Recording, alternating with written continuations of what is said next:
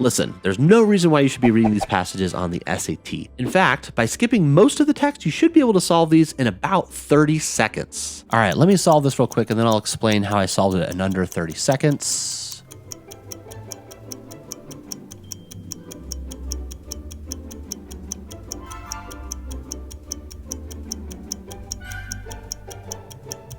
All right, that was it.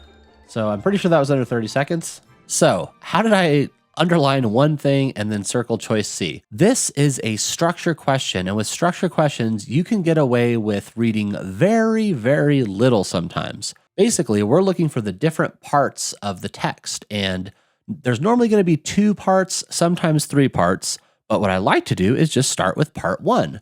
So it says, in this thing, architecture and theorist Elias Grant proposed the then radical notion. I'm looking for some sort of a notion, an idea. The word that is going to tell me details about the idea, but I rarely care about details. So as I went through my answers, I saw a debate, which is not an idea. I saw an argument, which is not quite an idea, so I got rid of B. I saw design principles advocated by an architect. So that would be this architect's idea. So I kept it. And then architectural styles, again, not an idea. So because of that process, I literally only had to read not even the first sentence, but the first half of the first sentence, right? But the big thing to remember here is to just find the parts of the text. Don't worry about the details. And keep in mind, it's never going to be more than 3 parts.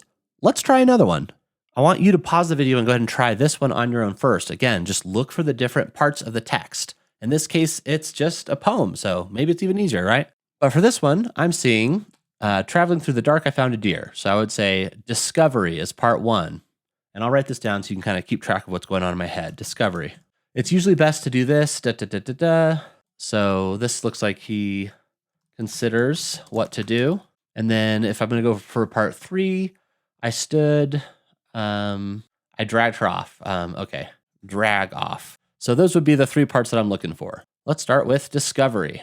The speaker describes a personal discovery. Cool. The speaker reflects on consequences. No. The speaker contrasts. No. The speaker examines the characteristics of an animal. That could go with discovery, but not really, because it's just, I found a deer, right? That's way too specific. So again, just from part 1, I got my answer. I probably could have said discovery and started eliminating. That was kind of the shortcut that I took in the first one to get through it so quickly. All right, we got one more here. Again, pause the video, try it on your own first, but let's do this thing.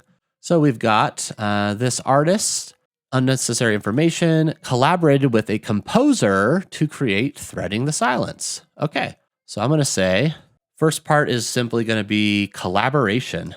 And let's actually eliminate.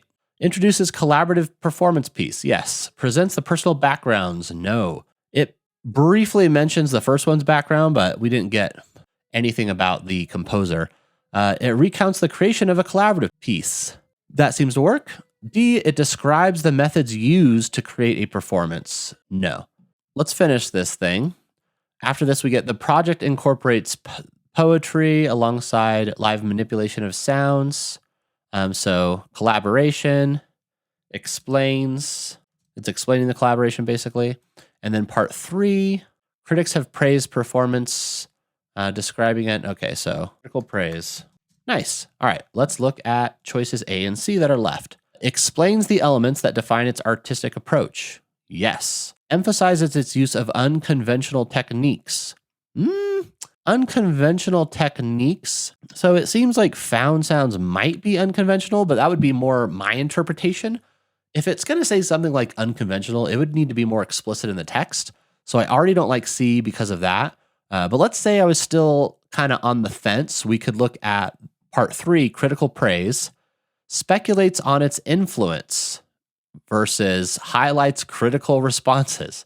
Critical praise, critical responses. So yeah, C is out. A is definitely our answer here. Now keep in mind that this strategy is just a tiny sliver of what I offer in my self-paced SAT reading course. The full course offers strategies for every single type of reading question you're going to come across on the SAT, and it includes well over 100 original practice questions. Go ahead and use the link in the description to get 10% off today.